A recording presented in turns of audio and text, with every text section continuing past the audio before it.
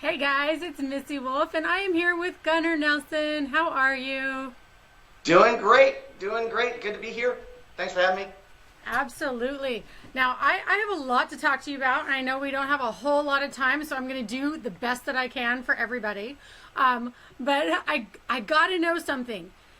Your family has just blown my mind. You guys have blown me away. I think I missed that. We might be having technical difficulties, so hang on, guys. Are we live or not? Something happened. So sorry, Gunnar. Yeah, that's all right. You know, technology is just not always what it should be. Are we good? I think so. All right. Okay, I guess we're good. So, so your family has blown me away. I had no idea how far back your family has gone as far as entertainment and how wide, honestly. I mean, you have actors, musicians, everything in your family. And I know that growing up, that was your normal. And I think a lot of people might lose sight of that and might want to, ask you questions about what it was like growing up with all the entertainment stuff. But honestly, what is it like now being in Nashville opposed to LA? Because that's been my biggest thing. I just moved here from California, and it's hugely different to me. Well, don't tell anybody that you just moved from California.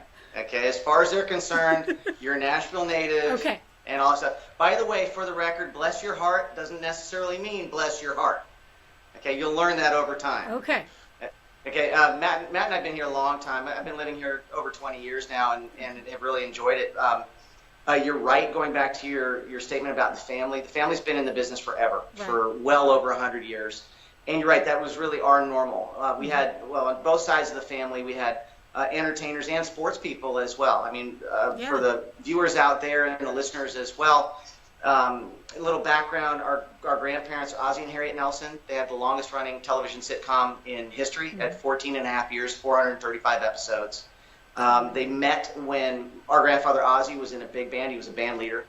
And he met our grandma Harriet, who was a chanteuse, and he wanted to bring more men into the act. And she was hot stuff, so he hired her. And as the story went, I guess their banter was so funny between songs that their jokes kept on getting longer and longer, and their music kept on getting shorter and shorter. And it was right around that time they got scouted by Red Skelton, who said he'd be great on radio. They tried out their act on radio, and it worked. And then ABC picked them up, and the rest is history with a television show. Then our father, Rick Nelson, started to sing when he was 16 years old on the show. And he was really the first guy to utilize the power of television to market music. Right. The whole thing came to life when he did that. And a whole new career was born. He started out when he was around 5 or 6 on the show. But he said everything changed when he started to sing. And this is, of course, back in the day, long before any kind of easy access to marketing. There was no internet. This was all point of purchase. People would have to go down to a record store. They'd have to buy a single. They'd have to do all that. And when he actually was on TV, I mean, now it's standard with the American Idols and the Voices and all that stuff. But the view at the time, because television was so new, was that if kids could actually see this stuff for free on television, they wouldn't go and buy the records. Rick Nelson actually established a whole new paradigm for that. And now we utilize television all the time to market music. He went on to sell 280 million singles in his career, over 40 top 40 hits. He's in the top 10 of all-time record sellers in history.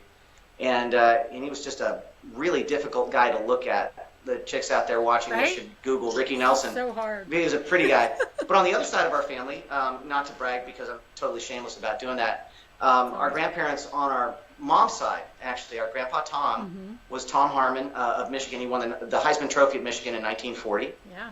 And his wife, Elise Knox, was a contract player for Paramount. She was voted by Life magazine as the most beautiful woman in the world in 1945.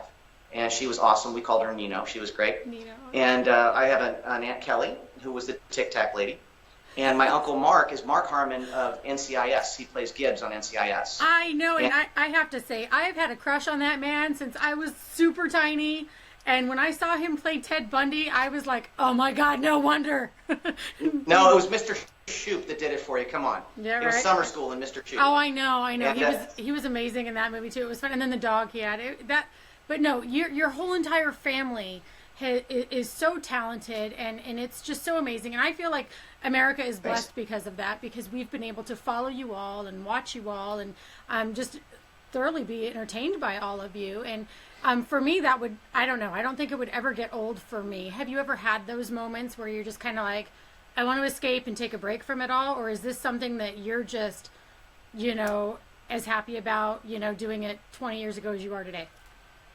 Well, I've never felt like it wasn't a privilege, to be honest with you. I mean, I really haven't. It's all I've ever wanted to do. It's all I've ever wanted to do with my twin from the time we were babies. Our first memories were of watching our father perform on the side of the stage. I thought, man, that's just the greatest job in the world, and I want to do that. Right. Moving to Nashville is pretty interesting. I mean, I've got a ton of friends who have nothing to do with the entertainment industry. I've got one of my best friends. He's a stonemason by trade, and his family's been doing it as well for 150 years. He lays block and stone and brick, and he's salt to the earth and stuff.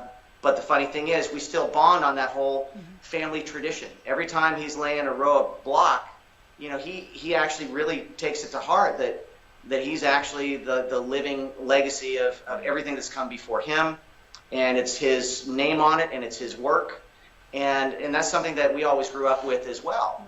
You're only as good as the work that you do. My Uncle Mark had that expression. He said they can't take the work away from you. And no one deserves what he's got. He's now currently on planet Earth's most successful television show. It's syndicated more than any other show. And man, this guy's earned it. I mean, that's all he's ever done. He's really, he grew up in an era where he played quarterback for UCLA, and he was a fine quarterback. It just happened that his father, Tom Harmon, was truly one of the best college players that's ever lived. Guy was amazing, and he had big shoes to fill. And he said that he was hanging out at the house around the time he was playing for UCLA, and his father's football friends were starting to come over to the house to visit, and all of them were on crutches or they had limps or something. And he thought, man, there's not a lot of longevity in the whole football thing. And that's when he started picking up acting classes, and the rest is history. And he really deserves it. He put in all those extra hours and went from a successful TV show to a not successful TV show, but he constantly moved forward, like we all do. It doesn't matter what you do. Exactly. You have your hits, you have your misses, and you just kind of keep your eye on the prize and keep moving forward, and realizing it's kind of a balance, because what you do is what we do in the entertainment industry. It's very difficult to actually keep the two worlds separate between your business and your personal. A lot of times we define what we do based on our latest hit, and it's a fickle business. Right. So you just got to keep in mind that this is just kind of like it's a marathon and it's not a sprint. And I think that's what Nashville is all about. There are a lot of dreamers here, just like there were in LA and in New York.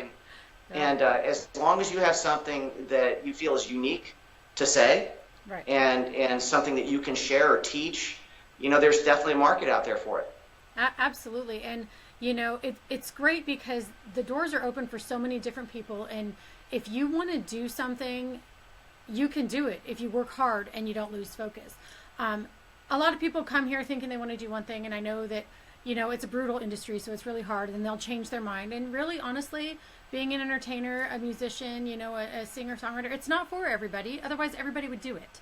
And so, I love that, though, because in this town, everyone is willing, from everything that I've seen, everyone is willing to help each other out, and everyone knows someone else that someone else knows, and it's the craziest thing, and I get to sit back and watch it all unfold a lot of the times, and it's just, or when I get to make a connection for an artist to another artist, and it's just like, wow, it's so much fun for me to see these connections take place. Go ahead. That karma is definitely flowing in this town. There's definitely that spirit of that, and it's a very musical place, very creative place. I've got a ton of friends here. We live out in Franklin now, and got a ton of friends who are getting signed and writing songs and doing gigs. And there's that expression there at the Bluebird, friends don't let friends play to an empty room.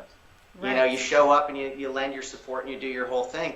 But I think it's because, honestly, we're all still really genuinely excited about music and about everything around. This is a music town. I mean, music is to Nashville what acting is to Los Angeles. Oh my gosh, I say that all the time. Thank you so much for saying that. But it's true. But when I came here, it was really interesting. Matthew and I first met our first friends from Nashville when we were over in Indonesia, of all places. We had a number one over there in '94. We released our second record for Geffen. They didn't push it here because grunge had popped and everything was grunge over here. But that hadn't caught on yet overseas. And we had hits in 8 countries in the Pacific Rim. And we were over there on a songwriting festival, and we met Gary Burr and Victoria Shaw and Gary Nicholson and some great writers over there. And they saw my brother and I doing what we do naturally, which is when it all comes down to two guys with two acoustic guitars. In LA, that was really different and unique, and not what everybody did. But here, Gary said, we do what you guys naturally do in Nashville every day. Yes. And we came out here, we just kind of felt, my God, man, I'm not having to swim against the current. I finally found a place where, granted, I'm always going to be on the fringe. I am not mainstream Nashville at all, but there's a lot of weirdness here too, and I kind of like that. And it's kind of encouraged. Yeah. It is. And when you walk into a place, when I first moved here, it was really telling. You'd walk into a bank and say, hey, I want to start an account and I need a loan. And they go, what do you do? And you say, I'm a songwriter. They don't look at you like you've got 6 heads. They get it. Yeah. And in LA, they're like, oh, so you're a waiter. Well, I might be, but I'm really trying to do this and stuff. But, man, it's pretty humbling when you realize that, so many of these people that you run into around town, they're, for the most part, really humble. Yeah. Everyone here is talented. Everyone here plays 9 instruments. Everyone's written a hit for Tim McGraw. It's like this thing that it's pretty cool. And if you're in that industry, it's like being a tennis player and living at a tennis camp of superior players. Right. You're going to get better at what it is you do. Exactly. But, to touch on one thing you said, as far as people coming here with a dream, it's really true. But the one thing that I can counsel, if it means anything at all, is that your reason why has got to be really strong. Absolutely. If you're just coming to town and you just want to be famous, and I know we live in that culture, you'd be better served going to LA and getting on a reality show, to be honest with you. If that's all you really want. If you just want to be seen and you want to be a star and all that stuff, go to LA. Go to New York. Absolutely. But if you actually have something that you really want to say, and you've always felt like you have that in you, this is actually a place where you actually, it's kind of one of the last places on earth really where that's encouraged. And there's a lot of cookie cutter stuff. There are a lot of, I think it's normal for any industry at all, any business. If someone has a hit with something that has a particular sound, the next thing you know, everybody else is trying to sign something that sounds exactly like that. But every now and again, the cream rises to the top and something fresh and different and special comes out that makes people take notice. And, I think in this era of disarray that we have and the technologies being what it is, I look at chaos as an opportunity. I really do. I think that unique things can come through. And, man, there's no substitute for good. And if you're good and you're tenacious and you don't quit, and you're right, it's not for everybody. Absolutely. Because there are going to be a lot of days where you're sitting there and you're going, why the hell do I want to do this? I'm getting the crap kicked out of me on a daily basis. This is humiliating. It's soul-crushing. If your reason why is strong enough, you might feel sorry for yourself for 5 minutes, but then you're just going to pick up your guitar and go back to another session or go out and do another show or try again. Absolutely. And that's the way, my life has been, my brother's life has been, our whole lives. I think it's great. And I have to say, you mentioned reality TV, and I know that you've been on some reality shows. I have. But I need to tell you that when I watched you on Celebrity Wife Swap, I was so excited about your guys' view on your girls and what they wear. Because coming from Southern California to here, the dress code change was so different at my kids' school. And I am that parent that is very strict, and I am like a warden, and you will not go out of the house looking like that, and you will respect yourself. And even though I trusted my girls, I didn't trust anybody else. And so moving here was so refreshing for me. Well, first off, seeing that was great. My kids and stuff, they're awesome, and I'm really blessed. Yes. But, parent to parent, trust me, it could be worse. You could be a parent in San Juan, Puerto Rico, and have a 14-year-old daughter. It could be worse. Yes. You need to see what they're wearing there. Yeah. It's intense. Look, it's funny because in those reality shows, believe it or not, I don't know if any of the listeners or viewers out there know this, that a reality show is not necessarily real. Right. And I know this is a big concept here. I hope you're sitting down for it, but it's true. They actually have somebody on staff that's in a back room someplace at wherever they're filming, and that person's called the conflict producer. Yeah. There is literally a person with the job title of conflict producer. Their job on any reality show is coming up with little storylines, little sidelines and stuff. And for some reason, I guess that's what they focused on with my daughters, especially my eldest, my daughter Katie. And, Katie came out of the womb looking like she was 25. I mean, she didn't look like she was 13 or 14. I forgot when we filmed the show. I think she was 14. 14. I think she was 14 at the time. She's 17 now, and she's, a beautiful, beautiful kid. And it actually made me feel a little uncomfortable that the conflict producer of all things to focus on decided to focus on that. Because it's not really a focus in our house. I mean, there have been sometimes when she's wanted to leave the house with her friends and she's wearing something she's flossing in, and I'll tell her, hey, seriously, you might want to rethink this. You're going to a steakhouse. You might not want to wear a bare midriff, something, Right. But for the most part, man, they're self-policing, and I'm pretty blessed with that. See, and that's why I was like, man, I can relate to this so much, and I was so excited to see that I wasn't alone, and then just everything about the relationship and your love story itself, what I know about it is just so sweet and seems so genuine, and the kind of love story that I think so many people long for. And you guys just seem so happy together, and it stood out to me too, because I know for my situation, finding, I had 3 kids, went through a horrible divorce, and all kinds of stuff. And, you go through that where you think, if I leave somebody, am I going to find somebody else who wants to step in and fill in as dad?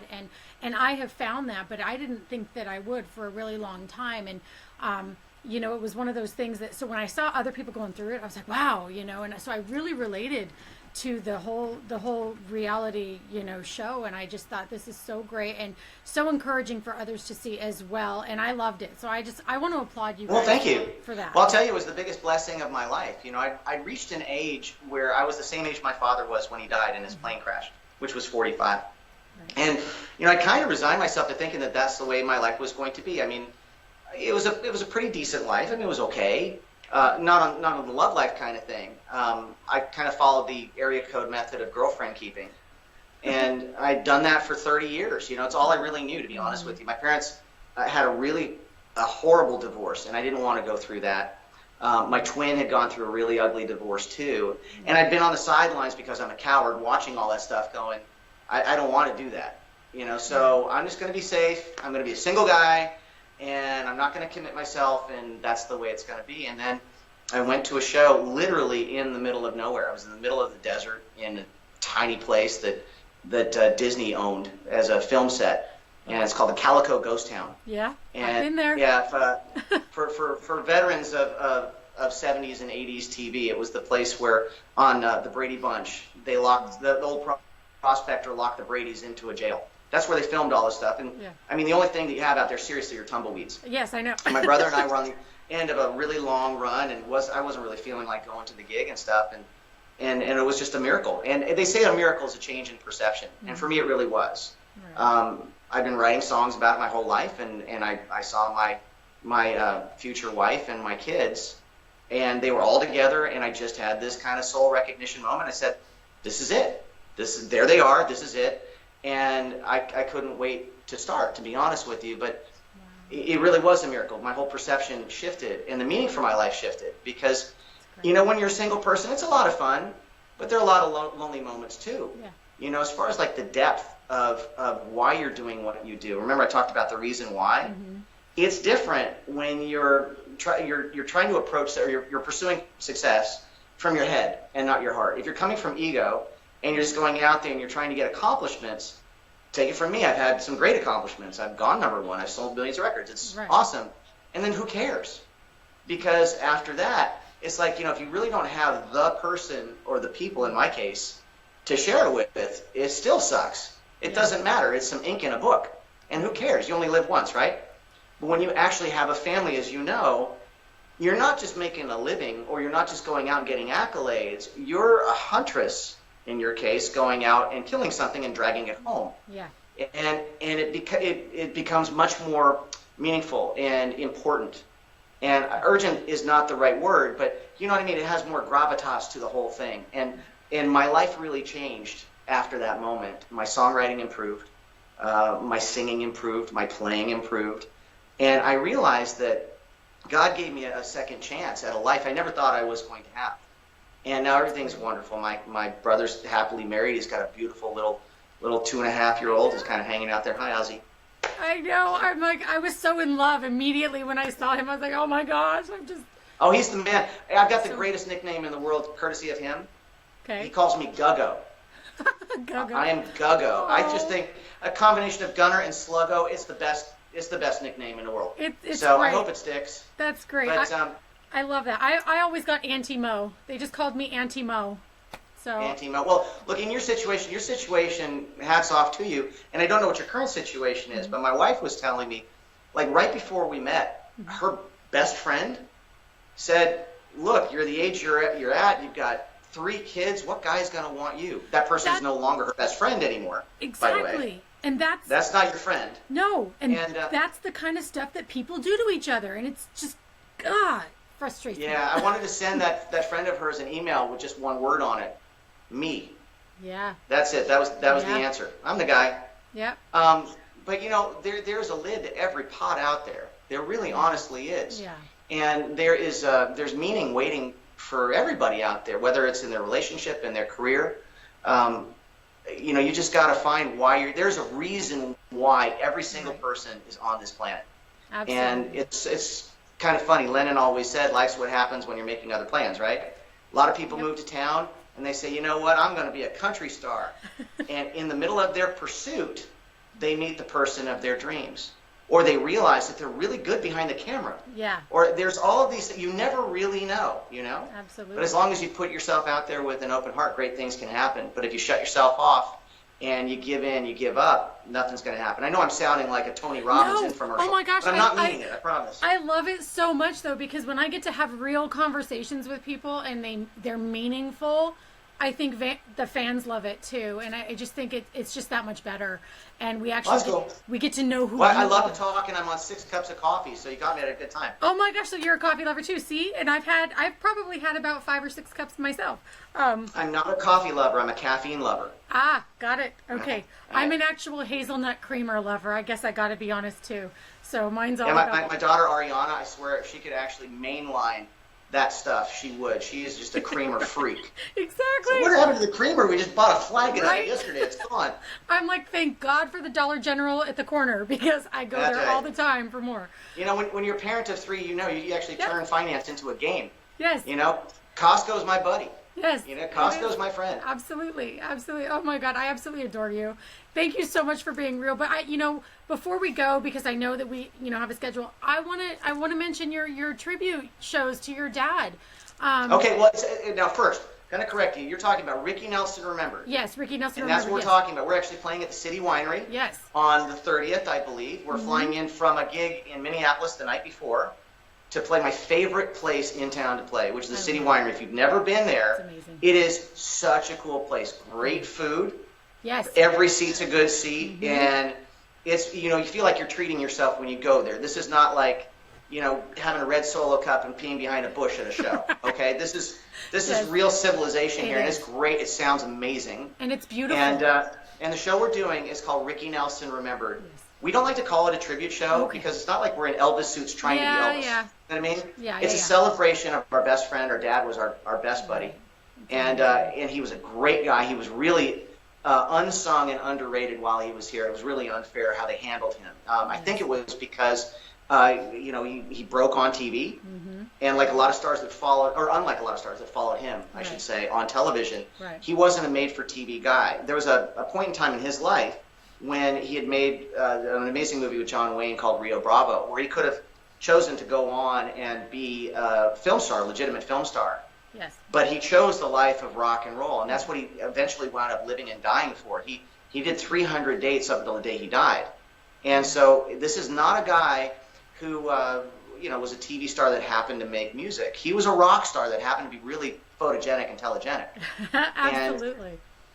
And the hardest part about putting this whole thing together, and we do it with the same kind of passion he did when he was creating rock and roll. He's one of the architects of this stuff back in a time when there were no rules. Rock and roll was brand new. But man, we have an edge to it. I mean, this has got a pulse. and choosing the songs that we're going to do. The guy had over 40 top 40 hits. Yeah. So choosing how to fit that into an hour and a half or a 2-hour set, that's the most difficult thing. But we have like Traveling Man, Hello Mary Lou, Believe What You Say, Poor Little Fool, Lonesome Town, I Got a Feeling.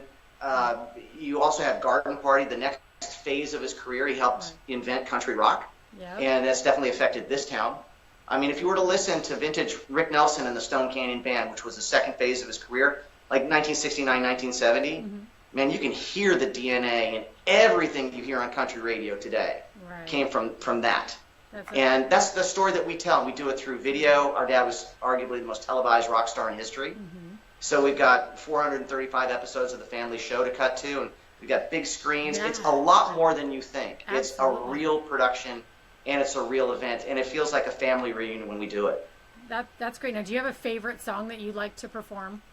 I do, and I think Matthew's answer would be different from mine. I really enjoy singing Lonesome Town. Okay. I think it's a wonderful song. This is back in, cast your mind back when the song was originally released. The technology around rock and roll was just blossoming, and I think the want of everybody was to put everything but the kitchen sink in the recordings, and the recordings kept on getting bigger and bigger and more elaborate. And that's when he released Lonesome Town, and it was one acoustic guitar and one voice, and it's just this perfect, beautiful, haunting, melancholy song, and I love playing that. And if I've heard Matthew answer this question before, he'd say Garden Party. Okay. Garden Party would be his thing. You get the audience singing along and stuff, and it's got a great tagline in it anyways. It's all right now, learn my lesson well. You can't please everyone, so you got to please yourself. It's pretty cool. Exactly. I love that. And, touching back to everybody who was, talking about your dad and in the pieces that you've put together that I've seen on YouTube, one that stood out to me really well was Sam Phillips. He seemed so in your dad's corner and irate at the fact that he was underlooked. And, and that spoke volumes to me, because Sam Phillips was a brilliant man, huge vision, is responsible for so many wonderful things in the music industry. And to see him that passionate about your father, to me, meant the most of all the footage I think I've seen. Well, Mr. Phillips was definitely not a subtle person. No. The architect Memphis Recorders and Sun Records down there. He actually got a chance. It was a real privilege. We were doing some business with the Elvis Presley Enterprise people a few years back, and they were helping us with our father's merchandising. They were great people. Yeah. And my brother and I got to hang out with Mr. Phillips about a month before he died. Oh, wow. And we had this great conversation with him at their, it was called the Heartbreak Hotel down there, and they had a restaurant and everything. And we spent all night talking about early rock and roll and all that. And he said, I tried to sign your father to Sun. Unfortunately, your grandfather, Ozzy, was just a little too smart for me. That wasn't going to happen. But your father, remember, was filming The Adventures of Ozzy and Harriet 5 days a week. So Monday through Friday, that's what they did. And then my father left the film studio and went right into the recording studio every single night. And that's how they did it. And maybe could do a couple of dates on weekends, provided they were close enough. Because if you think about it, air travel back then was not what it is now. The thought of getting signed to Sun Records in Memphis and our father going back and forth was a non-starter. It wasn't going to happen. Yeah. But he said, so it didn't work out, but we always regarded your father as an honorary Sun Records member. Yeah. And no bones about it. Gunnar, when your father would come out with a single, all of us, from Roy to Jerry Lee, all of us, we'd get in the car, we'd go down to the record store like all the other kids, and we'd buy the Ricky Nelson single and bring it back and listen to it to hear what that California kid was doing. Because, isolation was really good for the creativity. Mm-hmm. Sun Records always had their particular sound. Yes. But what our dad was doing out in relative seclusion in California, that California sound thing was really different and really cool. Like his best friends were Eddie Cochran and Gene Vincent. And if you listen to all of their records, they had more of an impact, a little more of a snap to it.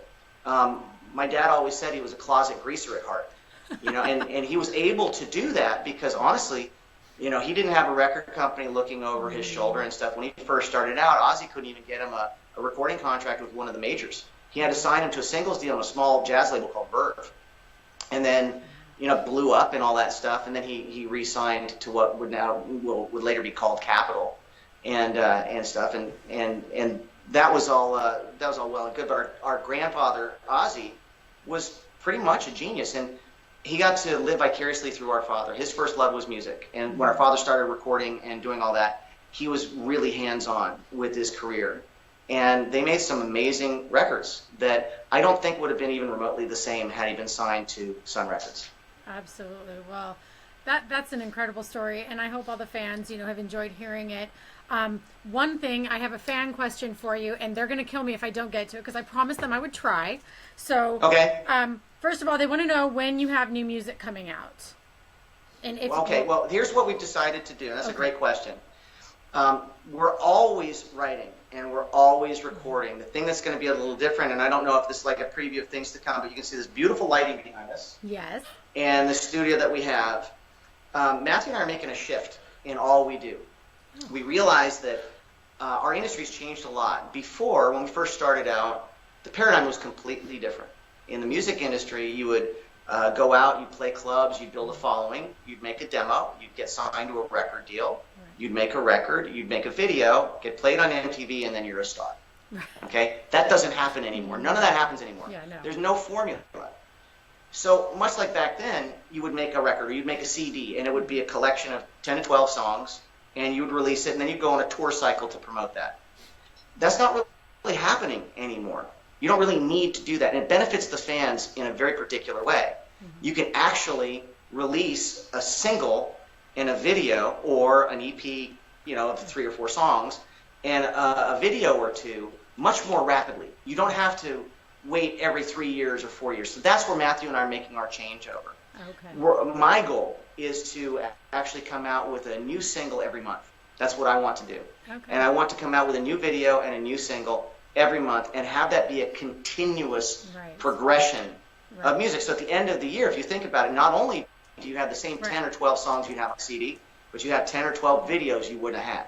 Absolutely. So that's our goal, and that's what we're doing. And for the last 6 months or so, we've been working on new music for a new project that we're tentatively calling the Stone Canyon Band as an homage to our fathers. Yeah. But it's a cutting-edge country rock thing, and it's butt-kicking. It's really a lot of fun. I love it. Best music that best music I've ever been a part of, and it's the first time, actually, honestly, that our Nashville influence can actually affect our music. And so it's going to be equal California and Nashville, hopefully colliding, coming together, and making a music baby. I love that, making a music baby. That's awesome. Okay, and then I have one more question that I promised I would ask. Is there a place that you haven't performed yet that you really want to perform at? Yes, there is. I want to perform at Madison Square Garden. Ooh. I want to earn that, and there's a very personal reason for that. The story Garden Party comes from an experience our father had, being booed off the stage at Madison Square Garden at a time when people considered him completely over. He was considered a relic and irrelevant. And he was invited to perform at Madison Square Garden in 1970. And at that time, he had a country rock band, the Stone Canyon Band, that had been together. And he told the promoter, look, this is billed as an oldies show. They're expecting black and white 1961 TV Ricky to show up. And I don't look like that. I'm not playing that music anymore. My band, we're long hair and bell-bottoms and sequins and stuff, and we're doing country rock.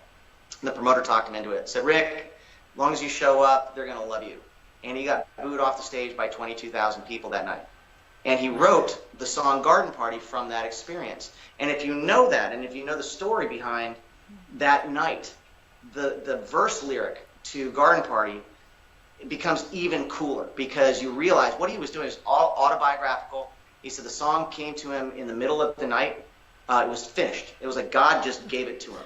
Wow. And on the back of the album cover, you can see the original lyric sheet, which I have in my living room right now. It's my prized possession. But you can see where he was turning the page because he didn't want to get up. The inspiration was just coming. And that's what I want to do. To me, my career will not be complete until my brother and I perform at Madison Square Garden and have a very, very successful night. That's what I really want to do. Absolutely. Well, I have no doubt in my mind that is going to happen. I am so excited, and thank you so much for taking the time. Is there anything else that you want to say to fans that we didn't cover? Because I know how I am, and I kind of talk about things I want to talk about. No, just, I mean, a couple things I'm going to float around really quickly, and I'll finish with what we're here to promote. But first, I didn't get the actual end of your story. Did you find love? Did you find someone to step in? I did. The gentleman you met earlier who's camera shy in front of a live audience. Yes, Tommy. Okay. Tommy and I, yes, we're happy. And we have definitely found our happily ever after, and my kids are excited, and it's just... Cool. I didn't think it was going to happen, and it did. And thank you for asking. That actually means a lot to me. So thank you. Well, good for you and good for the kids, and way to go, man. That's cool. Thank you. The other thing that I was going to say to the fans out there, thank you for your patience. You know, I mean, it's been a crazy ride so far, and we've been all over the place with our touring. The challenge of going out and having a successful show like we currently have with the Ricky Nelson Remembered show is it's like Groundhog Day, and if you're not careful, and if you really actually are not very focused on your growth in your career, you wake up 10 years has gone by, and you've had great gigs and met lots of cool people and paid lots of bills, but you haven't progressed. And we're in a mode right now where the fans aren't really seeing a lot of what's really going on when we're not on stage and when we're not performing. But I promise you, we're working harder than we've ever worked. And it's really going to be worth it. In the next, I'd say, month or two maximum, there's going to be an avalanche of new material coming out. So thank you for your patience in that. And last, my appeal out there, I want to absolutely pack the City Winery on the 30th. I'm going. For Remembered. So I'm awesome. going. It is, and I'm not just saying this because I'm one of the guys on stage. It's the most fun show I've ever been a part of. It's done with passion and integrity. And it's really just a rock and roll love letter to a really cool guy. And it connects you with the rock and roll story that is very American. And the fact that rock and roll is really not very old at all. And you realize that in watching this. Even if you don't know who Ozzy and Harriet were, you don't even know who Ricky Nelson was, you don't even know who Matthew Nelson was, come and see the show. Absolutely. Because by the time you're done, we actually interweave this story, and you get this great rock and roll history along with a really fun, high-energy show. So we hope to see everybody out there. Absolutely. Well, I will be there. I can't wait. I'm super excited. Until next time, guys at home, stay tuned for more.